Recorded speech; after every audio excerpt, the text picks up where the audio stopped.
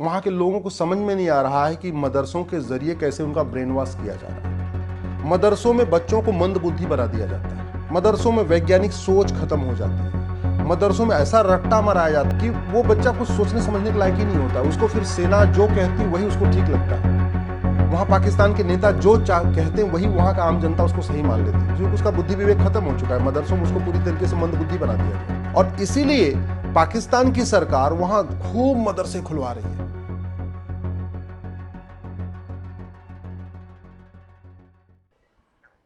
Social media के माध्यम से बहुत सारे मित्र पूछ रहे हैं कि भारत पाकिस्तान में जो युद्ध हो रहा है इसका परिणाम क्या होगा और यह युद्ध कितना लंबा चलेगा। तो मैं पहले बता देना चाहता हूं कि न तो मैं ज्योतिषी हूं, न तो मैं रक्षा विशेषज्ञ हूं। पहले इंजीनियर था, आजकल वकालत करता हूं। इसलिए अपने अनुमान से जो बातें बताने जा रहा हूं, हो सकता है वो गलत भी हो जाए, तो मुझे माफ करिएगा। मेरी कैलकुलेशन ये कहती है कि 15 अगस्त 2025 को, यानी इस वर्ष 15 अगस्त को पूरे के पूरे पीओके पे तिरंगा फहराएगा। पीओके भारत का हिस्सा होगा और होना भी चाहिए। वो भारत का हिस्सा था, जबरदस्ती उस पर कब्जा कर लिया। नेहरू जी ने उसको वापस लेने का प्रयास नहीं किया, जबकि उनके पास मौके आए थे। तो अब कम से कम वो इस साल होगा, ये हमें पूरी संभावना है। और इसके लिए मैं अभी एडवांस में ही माननीय प्रधानमंत्री जी को और अपने सभी सेना के अधिकारियों को, अपने वीर जवानों को मैं अभी से धन्यवाद दे देता हूं। दूसरा जो मेरी कैलकुलेशन ये कहती है कि 15 अगस्त 2025 या उससे पहले ही बलूचिस्तान एक स्वतंत्र राष्ट्र बन जाएगा। तीसरी मेरी कैलकुलेशन यह है कि हो सकता है कि सिंध भी बलूचिस्तान के बाद स्वतंत्र देश बन जाए। अब सवाल यह है कि यह युद्ध लंबा कितना चलेगा। तो ये पहली बात तो मेरा ये मानना है कि युद्ध जल्दी खत्म नहीं होने वाला है। क्यों? क्योंकि पाकिस्तान के मुल्ला मौलवी नहीं चाहते युद्ध जल्दी खत्म हो जाए। युद्ध जल्दी खत्म हो जाएगा, उनको फंडिंग बंद हो जाएगी, वहाँ जिहाद चले, मजहबी उन्माद चले, युद्ध चले, इसी के लिए हथियार बनाने वाली कंपनियां उनको पैसे देती हैं। दूसरा, पाकिस्तान के मरकज और मदरसे भी नहीं चाहते जल्दी युद्ध खत्म हो जाए, क्योंकि मरकज बनाने के लिए, मदरसे चलाने के लिए जो पैसा आता है वो भी हथियार बनाने वाली कंपनियां देती हैं। और हथियार बनाने वाली कंपनियां चाहती हैं कि जितना उन्होंने बना रखा है हथियार, वो सारा का सारा पाकिस्तान उपयोग कर ले। जो पाकिस्तान पहले खरीद चुका है उसको भी यूज कर ले, और जितना उनके हथियार बनाने वाली कंपनियों के स्टॉक में है वो भी खरीद ले। तो हथियार बनाने वाली कंपनियां नहीं चाहती हैं, और चूंकि वही फंडिंग करती हैं मरकज और मदरसों को, तो स्वाभाविक सी बात वो भी नहीं चाहेंगे युद्ध जल्दी खत्म हो जाए। एक संभावना यह है कि भाई पाकिस्तान की सरकार युद्ध खत्म कर ले, पाकिस्तान की सेना युद्ध खत्म कर ले, तो वो भी नहीं करने वाली। क्यों? क्योंकि पाकिस्तान के मंत्रियों को जो 20% कमीशन मिलता है वो हथियार खरीदने के लिए मिलता है। पाकिस्तान के सेना के अधिकारियों को, जो वहाँ के मेजर जनरल है, चाहे वो कैप्टन है या जो उनके एयरफोर्स, नेवी और आर्मी के जो बड़े अधिकारी हैं, उनको जो 20% कमीशन मिलता है वो भी हथियार बनाने वाली कंपनियों से ही मिलता है, हथियार खरीदने के लिए मिलता है। और हथियार तो तभी वो खरीदेंगे ना जो पुराना वाला हथियार है उनका वो स्टॉक क्लियर हो जाए। अल्टीमेटली पाकिस्तान में खुद कुछ नहीं बनता है, या तो वो चीन की कंपनियों से खरीदता है या तो अमेरिका की कंपनियों से खरीदता है। चीन की कंपनियां भी चाहती हैं कि वो सारा का सारा हथियार खरीद ले, जितना उन्होंने बना के रखा हुआ है सब खरीद ले। अमेरिका की कंपनियां चाहती हैं कि वो भी उन्होंने जितना हथियार बना के रखा है वो भी सब खरीद ले, और पाकिस्तान खरीदेगा तभी जो पहले जो खरीद के रखा हुआ वो पहले यूज कर लेगा।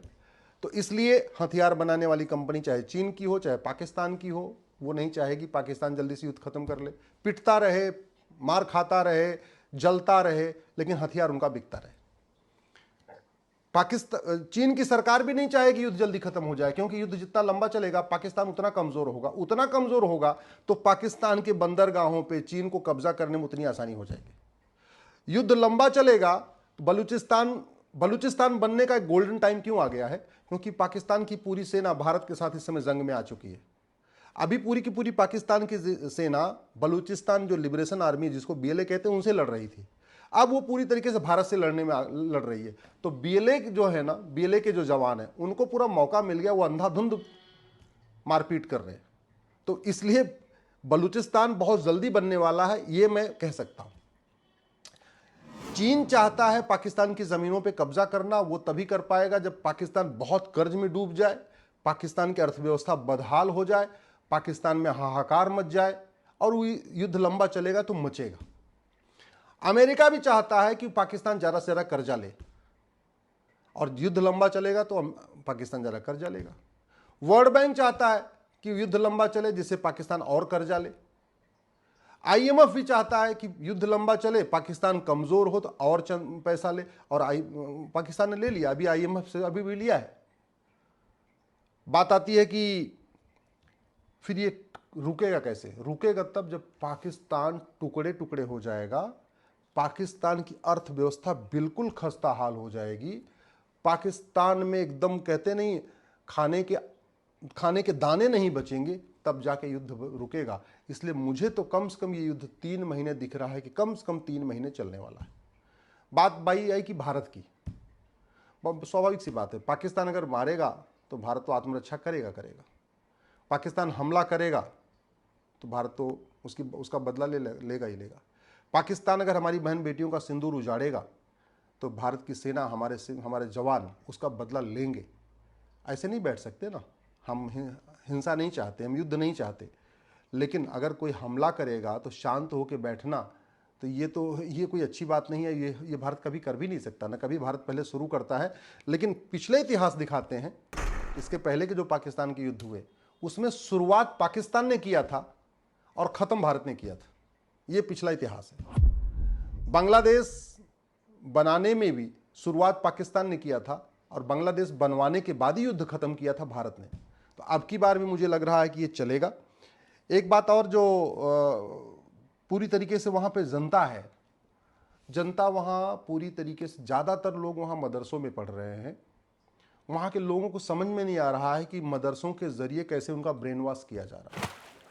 मदरसों में बच्चों को मंदबुद्धि बना दिया जाता है, मदरसों में वैज्ञानिक सोच खत्म हो जाती है, मदरसों में ऐसा रट्टा मराया जाता है कि वो बच्चा कुछ सोचने समझने के लायक ही नहीं होता। उसको फिर सेना जो कहती वही उसको ठीक लगता है। वहाँ पाकिस्तान के नेता जो कहते हैं वही वहाँ का आम जनता उसको सही मान लेती है, क्योंकि उसका बुद्धि विवेक खत्म हो चुका है। मदरसों में उसको पूरी तरीके से मंदबुद्धि बना दिया गया है और इसीलिए पाकिस्तान की सरकार वहाँ खूब मदरसे खुलवा रही है। हालांकि वो अपने पैसे से नहीं खुलवा रही, वो भी हथियार बनाने वाली कंपनियों का पैसा है। हथियार बनाने वाली कंपनियां चाह रही हैं कि पाकिस्तान के हर गांव में एक मरकज़ खुल जाए, एक मदरसा खुल जाए, और उसमें जो हथियार बनाने वाली कंपनियां बहुत हद तक सफल हो गई हैं। उन्होंने पाकिस्तान के शिक्षा मंत्रियों को, पाकिस्तान के प्रधानमंत्रियों को, पाकिस्तान के बाकी सांसदों विधायकों को फंडिंग करके वहाँ उन्होंने पूरे मदरसों का जाल बिछवा दिया है। और मदरसे में वैज्ञानिक तो पैदा नहीं होते, मदरसे में कोई अच्छे बुद्धिजीवी तो पैदा नहीं होते, मदरसे में अल्टीमेटली जिहादी पैदा होते हैं, मजहबी उन्मादी पैदा होते हैं। मदरसों में केवल और केवल हम हिंदुओं को मार देंगे, हिंदुस्तान को ख़त्म कर देंगे, इस सोच के साथ लोग ख़त्म होते हैं। और ये जो मदरसे से बच्चे निकलते हैं, कोई नौकरी करने के लायक बचते नहीं, किसी और काम के लायक बचते नहीं, तो होता क्या है, वो मरकज़ में चले जाते हैं। फिर उनकी फिजिकल ट्रेनिंग होती है। तो मदरसों में मेंटल ट्रेनिंग होती है, मानसिक रूप से उनको जिहादी बनाया जाता है। और मदरसे से निकल के वो मरकज़ में जाते हैं, उनको फिजिकली जिहादी बनाया जाता है, उनकी फिर मतलब आतंकवादियों की ट्रेनिंग होती है।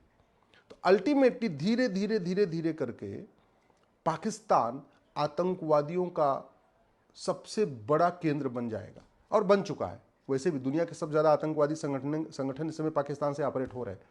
दुनिया में आतंकवादी संगठनों का मुख्यालय कहीं हो, लेकिन उनके जो लड़ाके हैं वो पाकिस्तान से ही निकल रहे हैं, ये सच्चाई है। और अब तो पाकिस्तान के जो जिहादी संगठन है, आतंकवादी संगठन, ISIS से भी हाथ मिला लिया है, हमास से भी हाथ मिला लिया है। हमास और ISIS भी पाकिस्तान में एक्टिवली घूम रहा है। वहाँ की सेना कुछ कर नहीं रही है। सेना इसलिए नहीं कर रही है, हथियार बनाने वाली कंपनियाँ चाहती हैं कि भाई आप इसको समझिए, आप हमास को जो हथियार मिलता है कौन देता है? कोई न कोई कंपनी देती है ना। या ISIS को जितने हथियार मिलते हैं कौन देता है? कोई न कोई कंपनी देती है ना, हथियार बनाने वाली कंपनी। या पाकिस्तान के चाहे जैसे मोहम्मद हो या जितने भी आतंकवादी संगठन, इनको पैसे कौन देता है? हथियार कोई न कोई कंपनी देती है। तो वो कंपनी मुफ्त में नहीं देगी। कंपनी उसको चलाना है तो मुफ्त में हथियार तो नहीं देगी। तो पैसा कौन देगा? पैसा सरकार से लेती हो, और सरकार के पास खुद को कोई पैसा नहीं है। वो पैसा कहाँ से आता है? वो जनता का टैक्स का पैसा। तो पाकिस्तान की जनता के इनकम टैक्स से, पाकिस्तान की जनता जो टैक्स देती है, उस टैक्स से पाकिस्तान के मंत्री, पाकिस्तान के सेना के अधिकारी हथियारों को यहां खरीद के पाकिस्तान को बर्बाद कर रहे हैं। दुर्भाग्यवश पाकिस्तान की आम जनता मैक्सिमम लोग उसमें मदरसों से पढ़े हुए हैं, उनको ये बात समझ में नहीं आ रही है। तो इस पाकिस्तान में जो नया विभाजन होने जा रहा है, इसके लिए मंत्री और वहाँ के सेना अधिकारियों के साथ साथ आम जनता भी जिम्मेदार है, क्योंकि वो अपने मंत्रियों के खिलाफ विद्रोह नहीं कर रही है, अपने सेना के खिलाफ विद्रोह नहीं कर रही है।